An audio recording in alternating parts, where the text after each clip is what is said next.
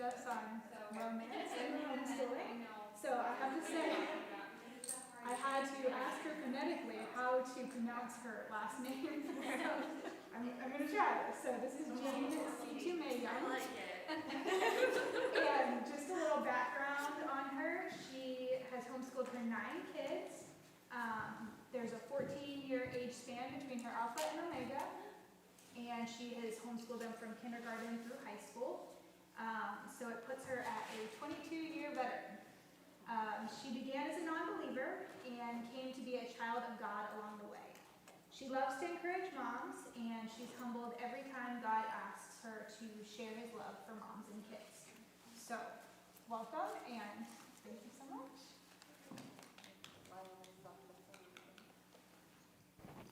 Okay, I should be on. Well, I thank you for inviting me. I thank you for making the trek out here today. It was a little scary and bleak at a few moments. There were no tire tracks before me on the road. I'm like, okay, God, just get me there, and then I'll ask when I get there what's the best way to get home, because I don't think anybody's been on this road before me. But anyway, it's all good, and he did get me here. I am here to talk about romance and homeschooling. That was the title given to me. And my first default question that I would throw out for myself, and maybe you do too, is, do those two even go together? I mean, is it possible to have romance while you're homeschooling? That is the question. And I'm here to encourage you that yes, it is possible, but it takes some effort, okay? One thing I want to do before we start is, and you might laugh at this, but I'm going to just go ahead and qualify romance, because there are a lot of different places we can try to find romance. But I'm talking about marital romance, okay? So I just want to be clear there. That's the one that I'm going for. That's the one, in my mind, that we long for and should pursue. So the question is, how do we make it happen, right? I want to start with a little bit of background, a little foundational, I don't know background, but foundational things that I need to clear up. So if you just walk with me for a little bit on that first. There are clearly people, entities, players in your life. And so let's just be real about who's involved in this picture of romance and homeschooling, okay? So, I mean, obviously there's you, because this is your life, right? So you are a vital player in romance and homeschooling.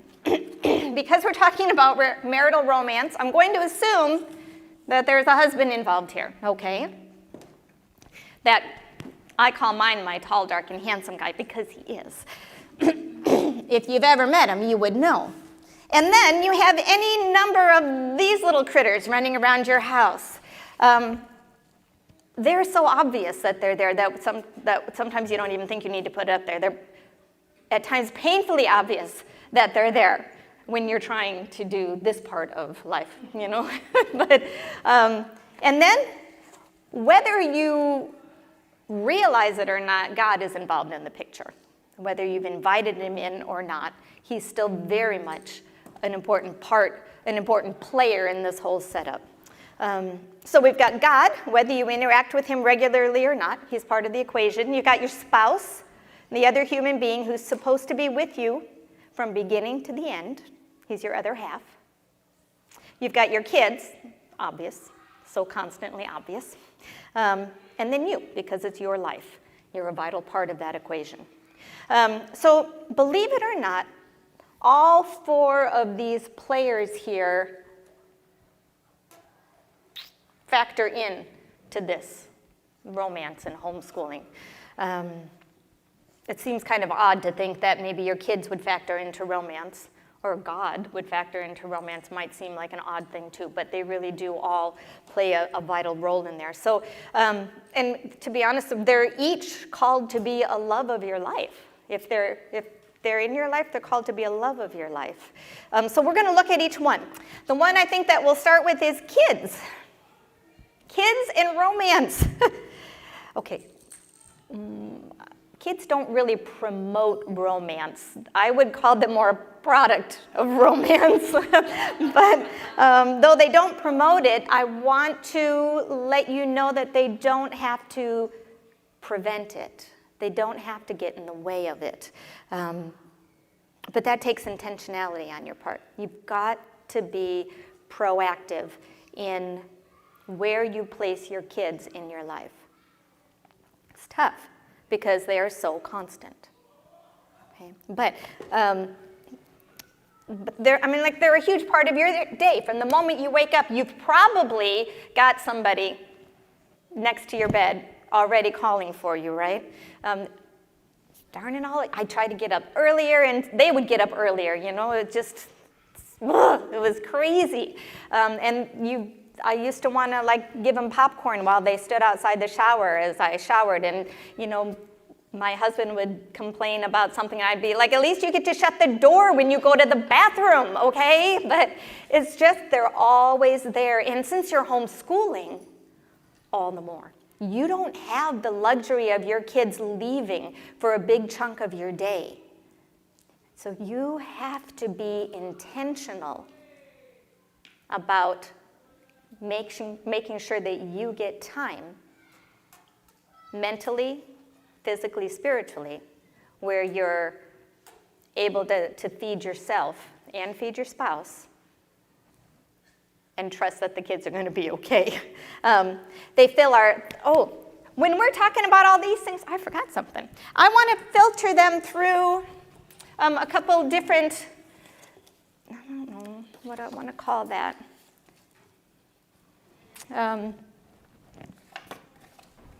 Areas. We'll call them areas of our life. They're my T's, okay? Thought. I don't think I spelled that right. That's right. Something doesn't look right about that. I was trying to make up lunch and have it ready before I left, so there we go. So kids are a huge part of our day. By nature, they are consumers, but they don't have to consume you. Okay? They fill our thoughts clearly. We're always thinking about what we're going to feed them, when we have to change them, what we're going to teach them, when they need to go to bed, when they need to take a nap, why they're doing this, why they aren't doing that. They're always in our thoughts, right? And I would take this time part and say, whew, they get the majority of our time. And they have to. It's just that season of your life. It just has to be that way in order for you to raise them up, especially when you've decided to homeschool on top of that, okay? So there's not a whole lot, there is some, but there's not a whole lot we can do about the time factor. But I want to talk to you a little bit about, let's go with this one. Are you thankful for this opportunity that you have right now? And yes, I get it'd be kind of like the stock market, right? One day you'd be like, yes, I love this. And the next day you'd be like, oh, this is killing me. And then the next day you're back up here and you're like, oh no, but this is a good day. And then, so I'm not asking riding the individual ways, but in the big picture, like standing back on the long haul for the stock market. Do you enjoy this? Are you thankful? Do you appreciate the gift that you have to be able to stay home with your kids and train them up in the way they should go, and to build a relationship with them that you would not be the same if they were going to school? To feed into them and build up this little army. Ask yourself that every once in a while. Am I thankful for this? And chances are when you stop and you think about it, you will say yes, but it's good to stop and think about it every once in a while and just revisit it, to appreciate this opportunity that you have. Are you thankful? And this is depending on your nature, this might be a tough one. Do you trust that though you are very important to your kids, that they can survive without you? I get that's a tough one. We wrap a lot of our identity, it's almost a codependency on those kids. My kids need me, right? They're very blessed to have you. They can survive without you. I'm not saying you're not important. Please hear me. However, in order to keep your kids in the proper place in your relationships, you've got to trust that they are okay without you, that there is a God that is watching over them that will make sure everything's okay, that if you don't spend the entire night with them, they really will learn to fall asleep by themselves. If you go on vacation with your husband for a couple days, they won't die or grow up to have psychological problems and kill small mammals. I mean, they're going to be okay. We have the tendency as moms to build up this idea of, they need me. And yes, they act like they can't survive without us. I'll be honest with you. When they give you those little sad puppy eyes and they say, when are you going to be home? And who's going to tuck me in? Or whatever, you like dad more than me? Or whatever it is, okay? But you've got to trust that they're going to be okay and keep them in your proper perspective over there. Philippians 4:6-7 is a great verse to help with that. Do not be anxious about anything, but in every situation, by prayer and petition, with thanksgiving, present your requests to God. When you start to get nervous about your kids, when you start to wonder, am I doing it right? Am I doing enough? God will give you that peace which transcends all understanding, and he will guard your heart and your mind in Christ Jesus. Just bring it to God when you hit those moments. You're like, oh, okay. If you don't find fulfillment in your calling to homeschool, if you're always worried whether you're doing it right or if your kids will be okay, if your mind and your time are consumed by your kids, there will be very little chance for romance in your relationship. Okay? This part of your world has to be healthy. It has to be in a proper perspective in order for you to have romance in your marriage. And you've got to proactively monitor this part of your life for your marriage to flourish. Okay? You are definitely called to love your children. But again, this role is a season. It's a season that will have an end. You are to raise these kids so that they can fly, right? But this guy over here is till death do you part. If you give everything you have to your kids now, then you will be neglecting the part of your life that lasts until death do you part. So there is a relationship there, your husband. So here's my question for you. Do you love your husband? I'm going to think you're probably going to say yes, but let me go just a little bit deeper. Are you loving your husband? So be a fly on your own wall, okay? Let's go with your thoughts, spelled incorrectly. Do you think of him throughout the day? Does he know that? Are you thankful for who he is and what he provides? Do you tell him that? Does he get your time, your dedicated time, each day? Could you specifically tell me right now, yes, every day this happens. We have dedicated time together, even if it's just for a moment every day. Do you trust and assume the best about him? God reminds us in Galatians 6:7-9 that we will reap what we sow. So the question is, what are you sowing into your marriage? Harmony or division? Selfishness or selflessness? Delight or disgust? Commitment or negligence? Right about now, you're probably like, okay, ma'am, you can go to the door because that's about all we need to hear. But I say it just as much for myself. And it's one of those things that you need to keep addressing because we can get complacent in our relationships. And we can do it, but we can't. Not if we want to have a healthy marriage. And a healthy marriage is what will lead to romance. Okay? So, those are tough questions. I'm not asking you for answers to say out loud, but I am asking you to stand before the Lord and say, God, help me. Help me to see honestly where I'm at and to move forward from that, okay? You've got to push to love your husbands. Your relationship with your husband is until death do you part. You can be like that and miserable for the rest of your life, or you can be like that and enjoy your relationship with him for the rest of your life. I'll let you choose the one you want, but I know the one that I want. It takes effort. It takes a commitment. Your marriage was ordained by God. You two are now one, and your marriage must rank higher in priority than your kids. And until it does, you will not have true romance.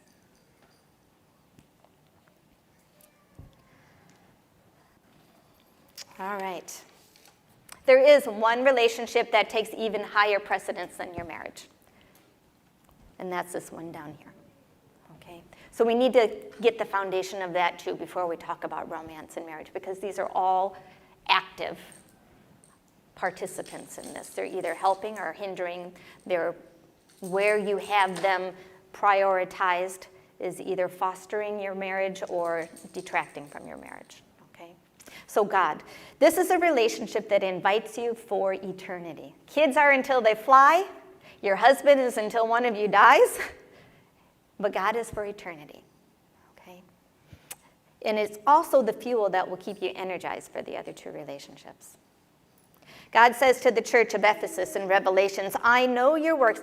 Listen to this, and just like I want to step in here like he's talking to me, right? I know your works, your toil, and your patient endurance.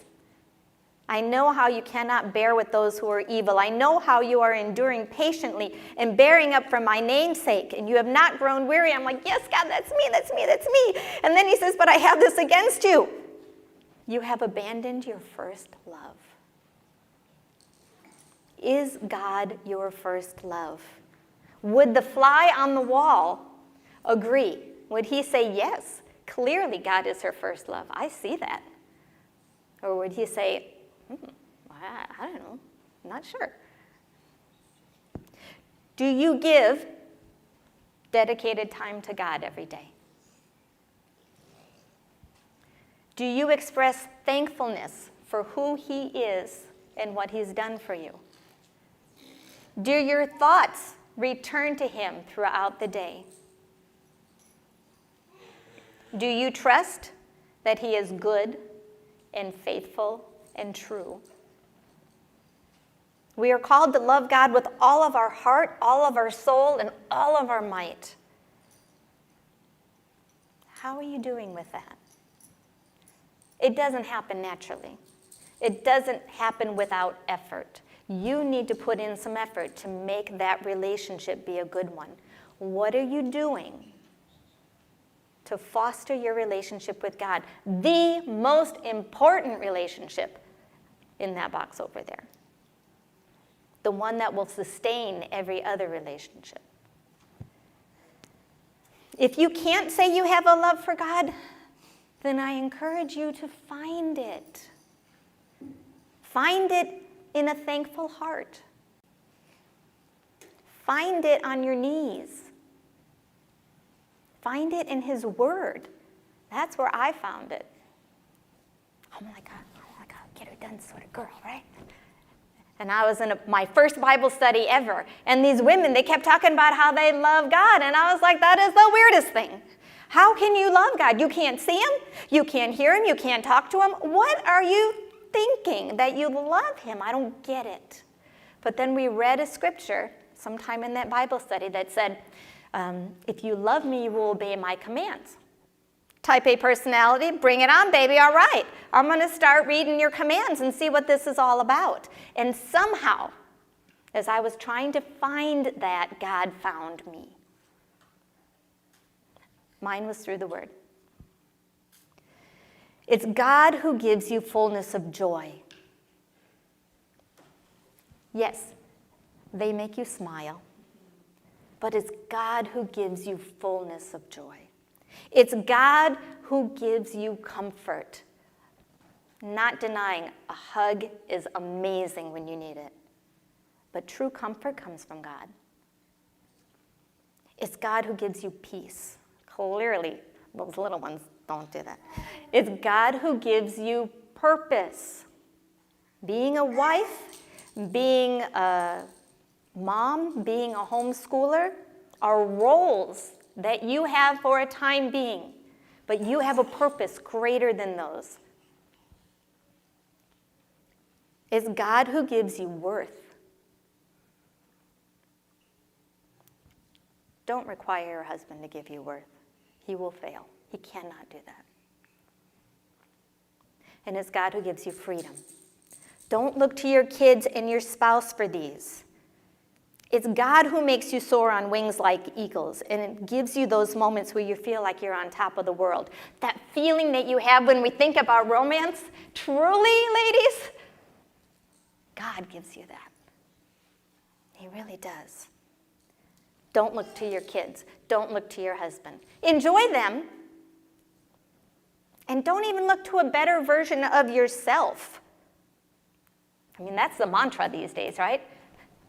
Make yourself a better you today. Go for that run. You'll be a better you than you were before the run, right? There's some truth to that, but where's God in that picture? Be careful, okay? So let's talk about you. Let's talk about the better you here. Yes, where do you fit in? Because you also need to be given the right priority in all these relationships. Not too much attention, but not too little. Not too much value, but not too little. We each tend toward one side or the other of that teeter-totter. Think for a minute, which way do you lean? Do you take too much attention for yourself, or do you forget about yourself?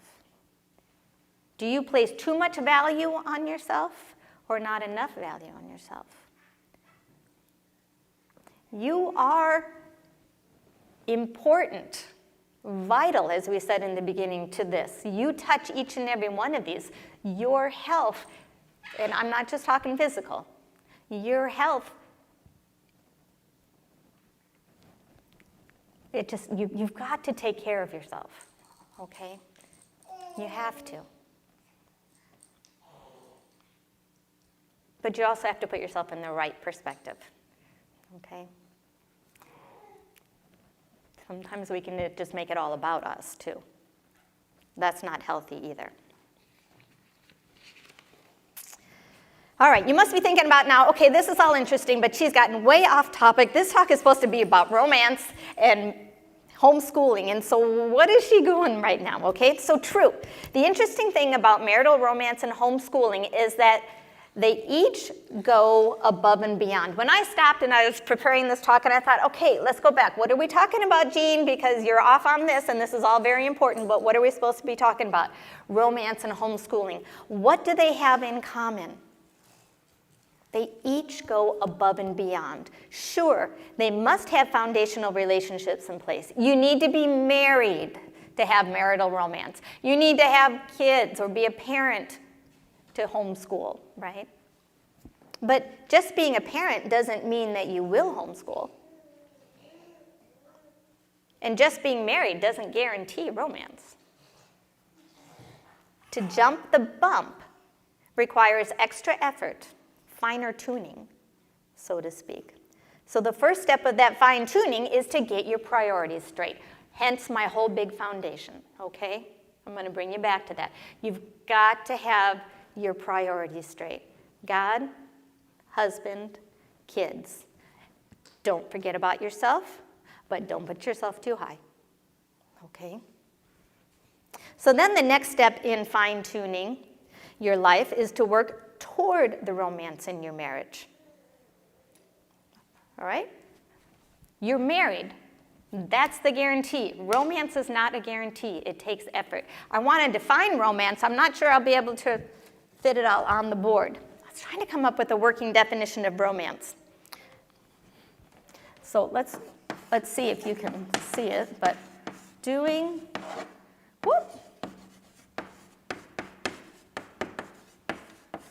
let me see here. Doing something special or unexpected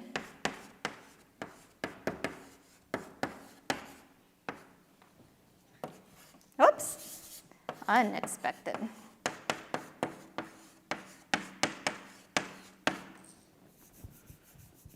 For your spouse, even though you don't have to.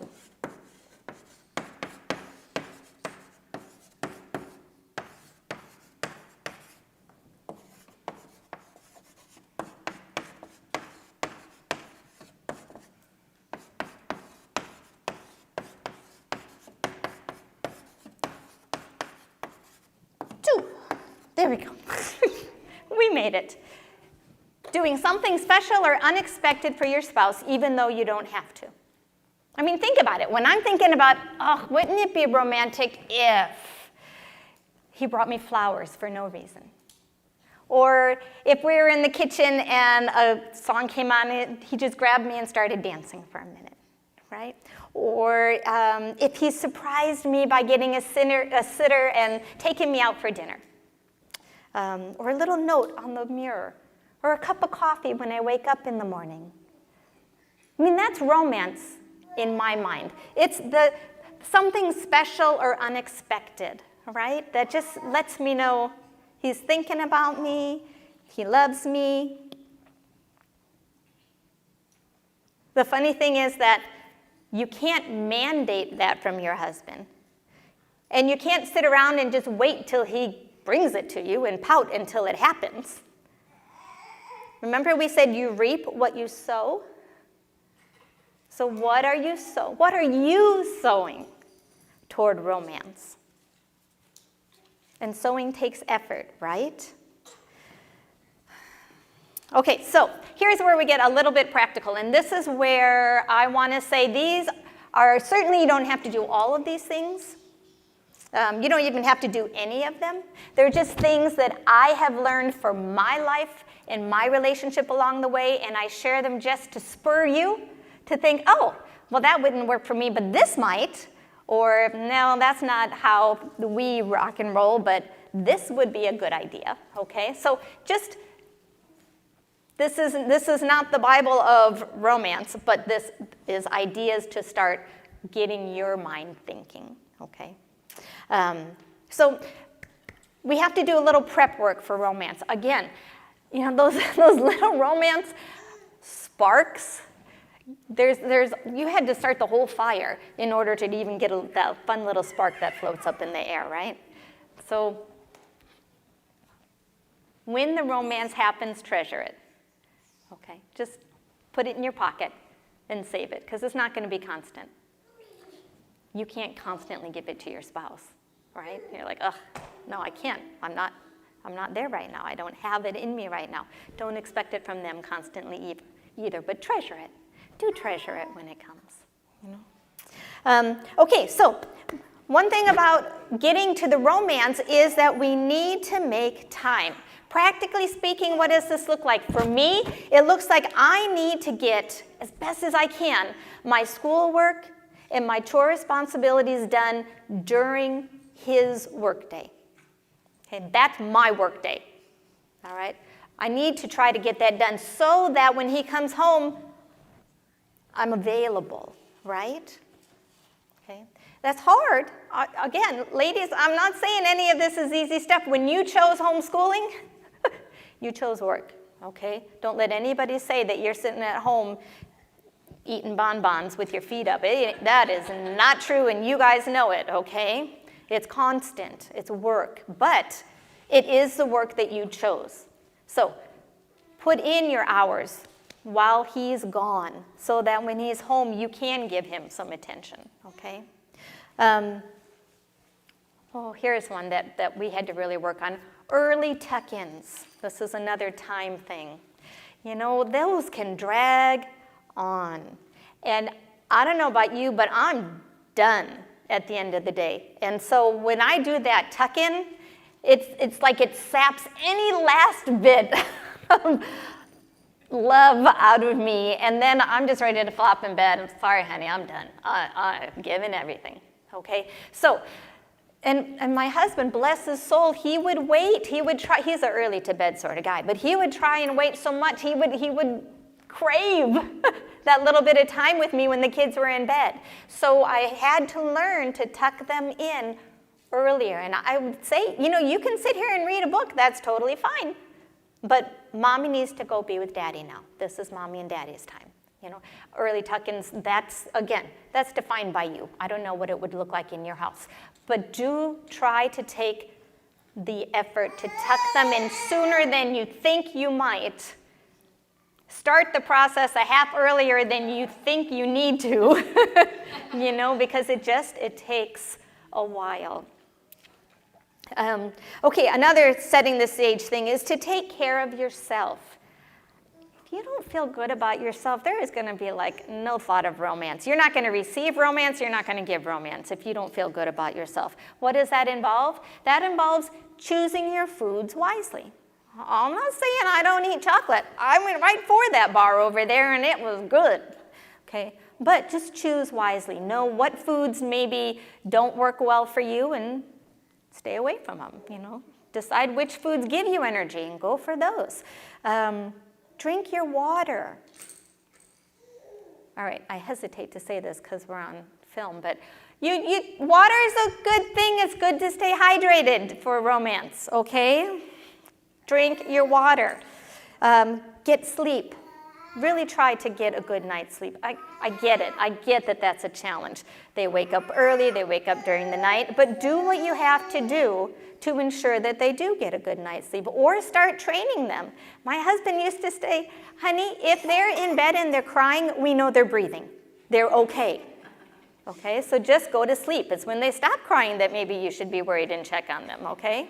But do what you can to get sleep and promote the sleep of your kids as well. Be on a schedule as best as you can. Exercise. 2 reasons. One, it actually gives you energy. I don't understand how that happens. It's the endorphins, all that sort of business. But it does give you energy. And it helps you feel better about yourself. You know, things start tightening up, or you feel like you actually did accomplish something physical or whatever it is. Or it helps you sleep better at night, but exercise is good. When my kids were little, I'd pop in a video and let them play their video, and I would just do something on the floor next to them. Or we would dance around until I was sweating like a pony, or whatever it takes to just get it going, you know. And then another thing about taking care of yourself is do get that God time in every day. It may not be long. That's okay. It might be little snippets throughout the day. Put verses places to help you stay focused on the Lord. Pray to him.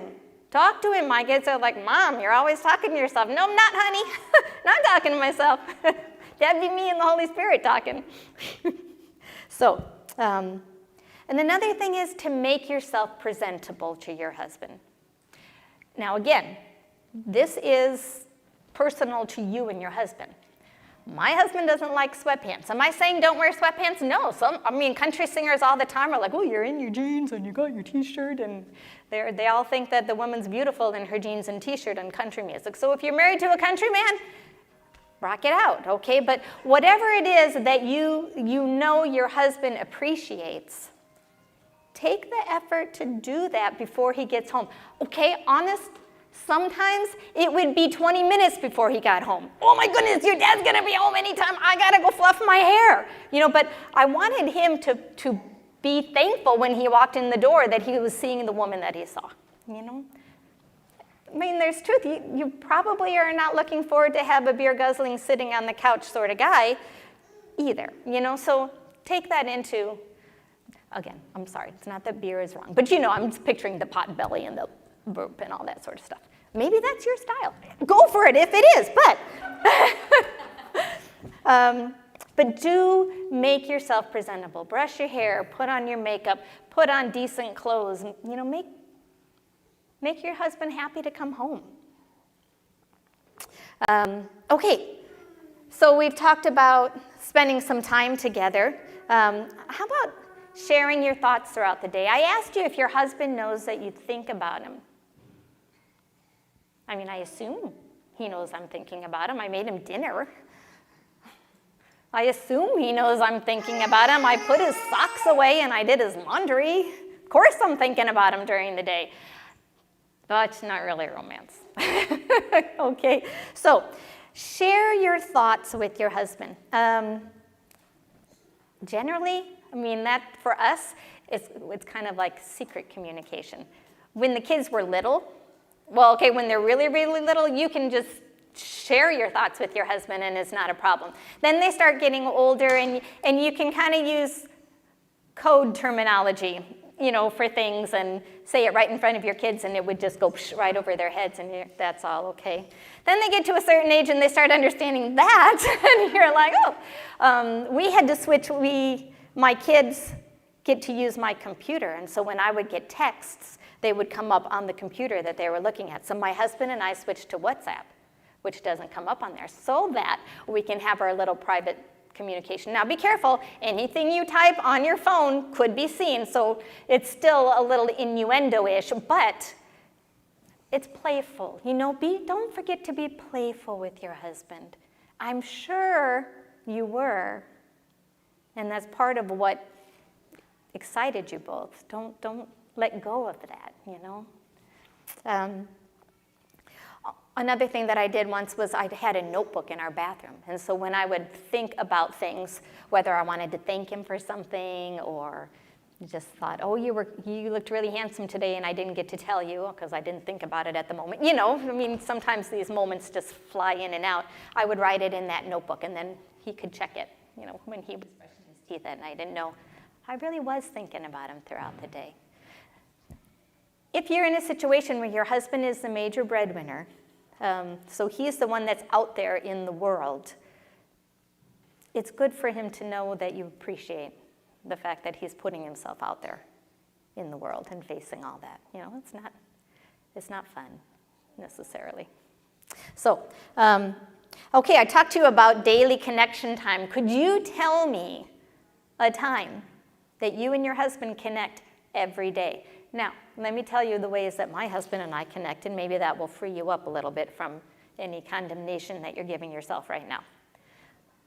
I make it a point to give him a kiss before he goes to work every day.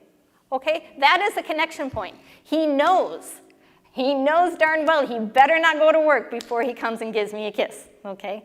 But sometimes I say that, but I really am needing to say, I want to give you a kiss, He's 6 foot tall and I'm 5 foot tall, so this is the sign.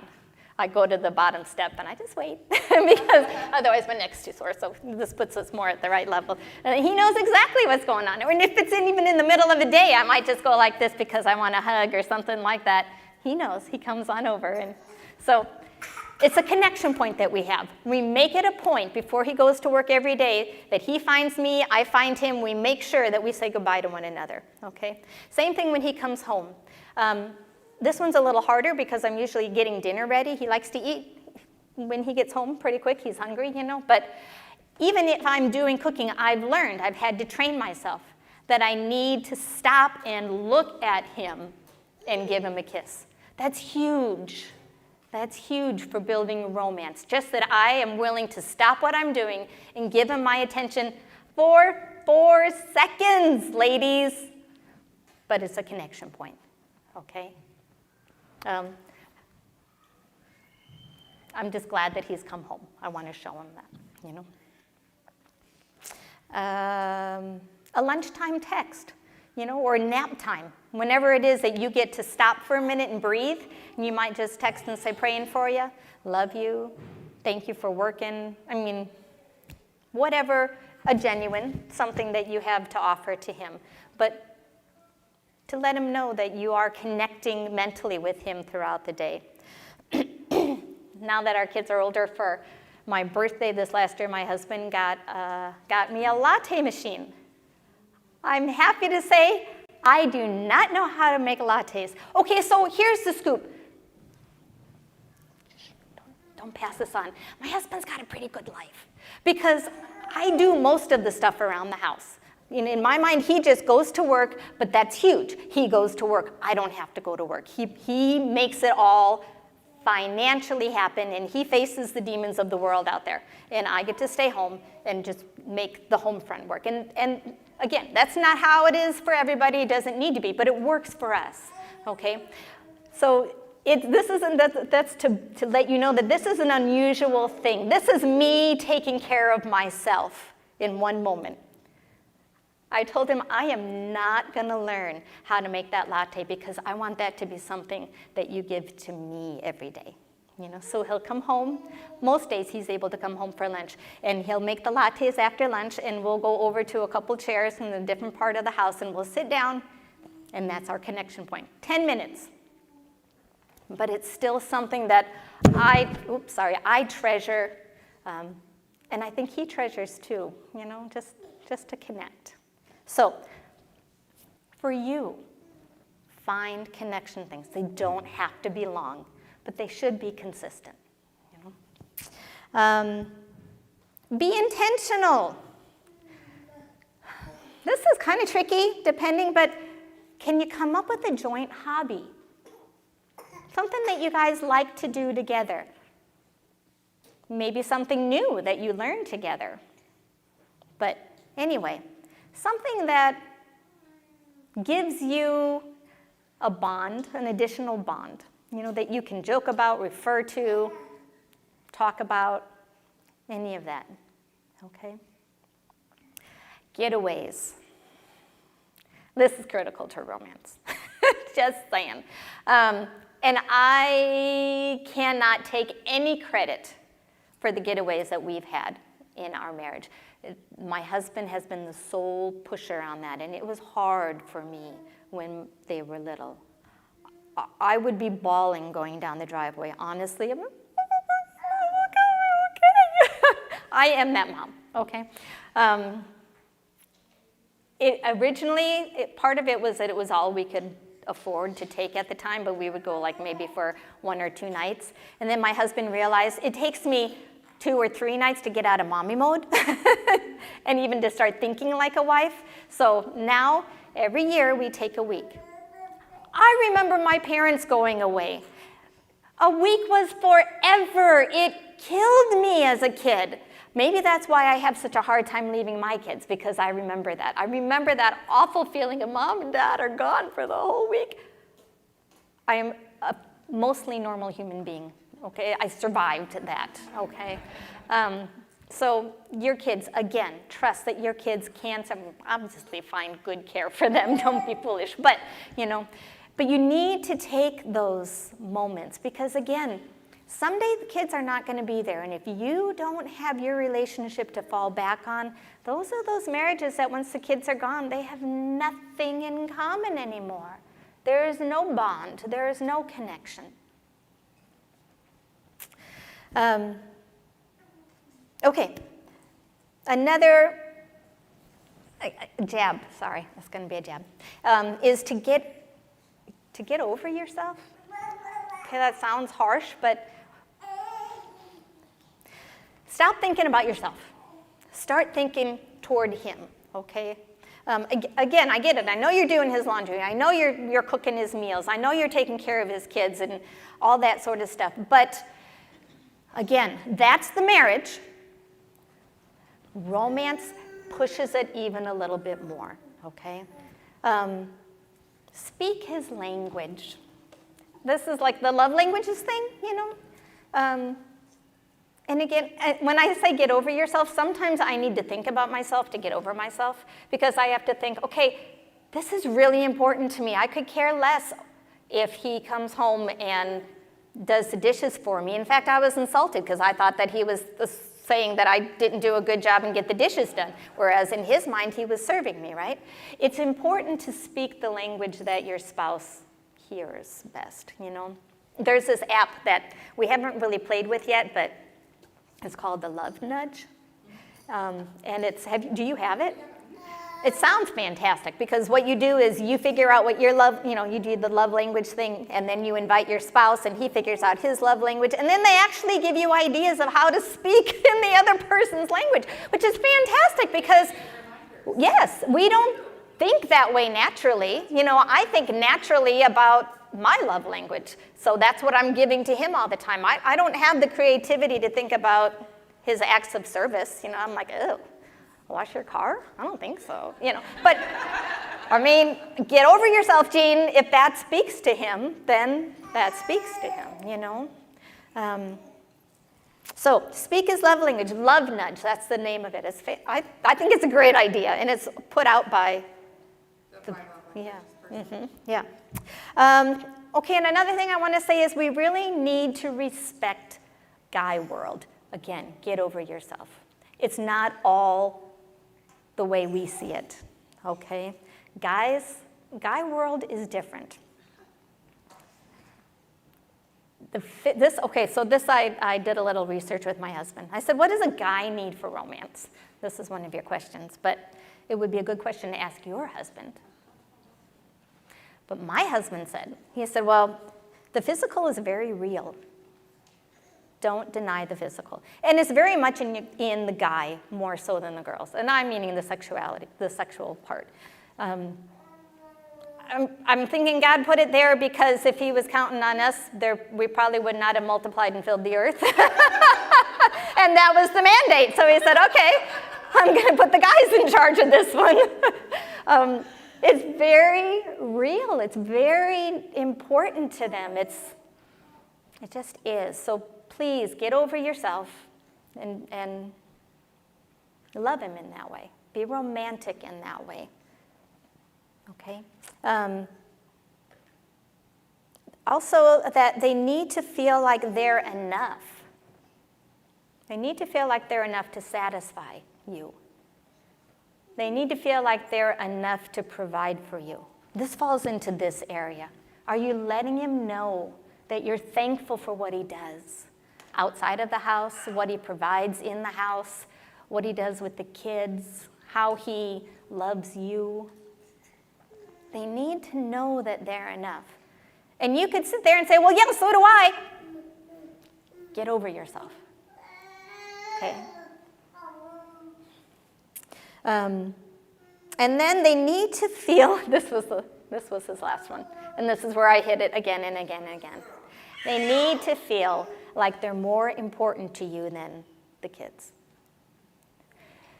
How do we do that? When our kids consume so much of our time. So then we go back to those little, for lack of a better word, tricks, but to let them know that I'm trying. And I'm doing the best I can with the time that I have right now. I just want you to know I love you enough that I'm going to walk away from this kid to come give you a hug and a kiss goodbye.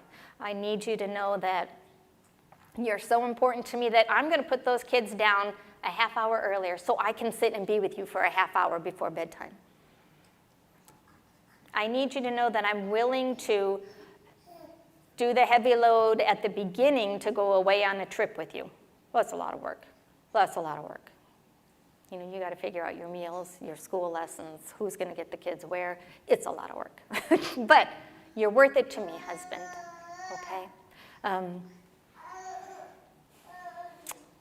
You need to somehow let him know that he is more important to you than your kids are. You love your kids. I'm not saying don't love your kids.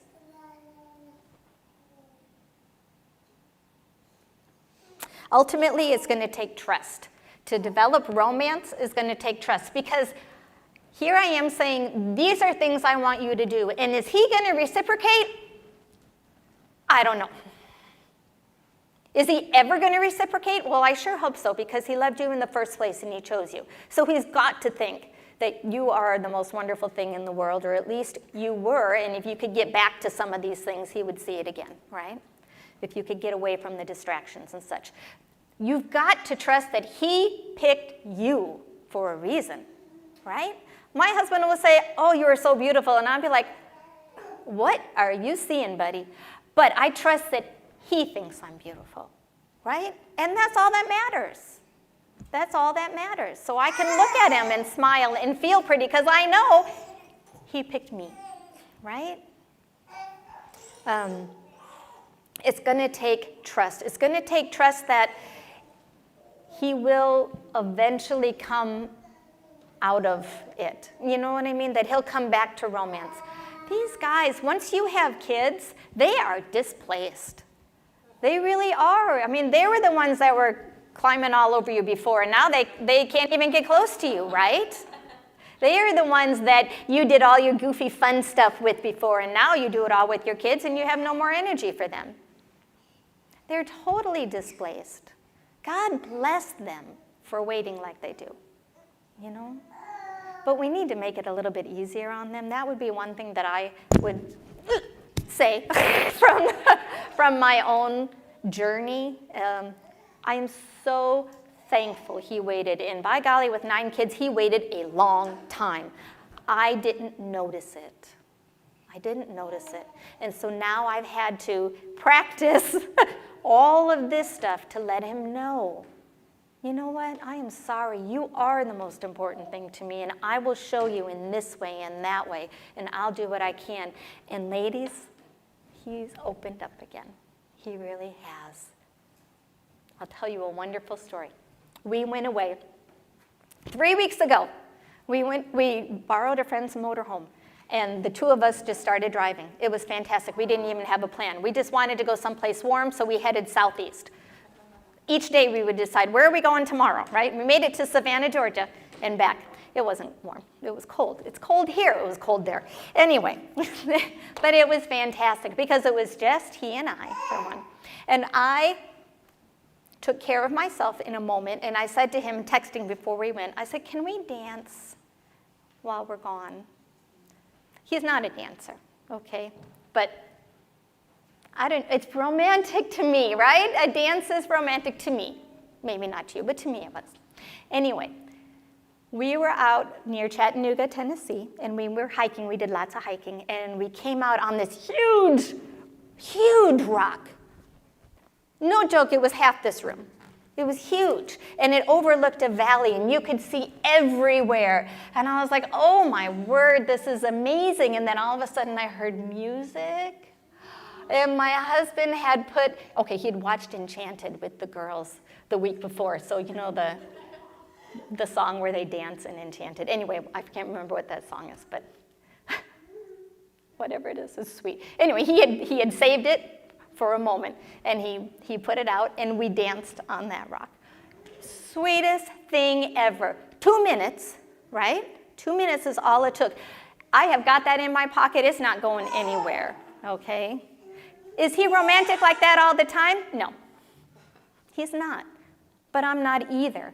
But if we take the effort to try to do it when we can, to do something special or unexpected for your spouse, even though you don't have to. We're married, I don't have to do that. Do something special or unexpected for him, even though you don't have to. Is it possible while you're homeschooling? Yes. It just takes a little bit more effort, okay? It takes more intentionality. But it's possible. And it's worth it. And it will be worth it. Let's pray. Dear Lord, I thank you so much for being you, for being the creator and the sustainer and the redeemer. I thank you for wanting to be in relationship with us, for pursuing us, God. That's amazing to me.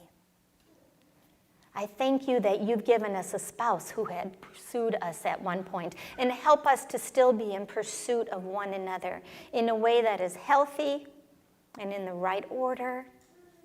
Give us wisdom, give us creativity, give us energy, give us thankfulness as we go forth in our homeschooling and our marriages. that they may both be fruitful and for your glory. In Jesus' name, amen. All right. Do you want me to keep this on? Sure. Okay. Well, thank you guys so much. Thank you, Jean. Yes. I loved all of the practical tips that you gave us, and then also the foundational part of it that is huge to always keep, God as the center, and then the good level of, I don't know what I'm trying to say. Order? Yes, Order? yes, that's it, the good order. So, we can split up. We probably only have about 15 minutes to do some discussion. You can split up into just little groups. If you with little ones want to go back into that room so they can play around while you're talking, feel free to do that. Next time is March 5th, and we are actually going to have a virtual speaker this time. I knew her back from when I was in Pennsylvania, and she has graduated 2 kids, has 1 still, and just the sweetest lady, such a strong Christian. She lives in Pennsylvania, like I said. Her kids are 24, 21, and 12, and she's currently in her 20th year of homeschooling. She loves coffee dates with friends, reading, planning parties and events, and so many other things. And she says, oh, and homeschooling. So that is for March 5th. Also, in the back pew there's a whole bunch of books. You can feel free, they're free. Actually, Natalie, who's downstairs, has donated them. So anything that you want there, go ahead and look through. And also there's a sign up on the back table if you guys want to sign up for future times to bring snacks. So yeah, I think that's it. But yeah, feel free to grab a couple people and go chat for just a little bit. So we'll see you next time.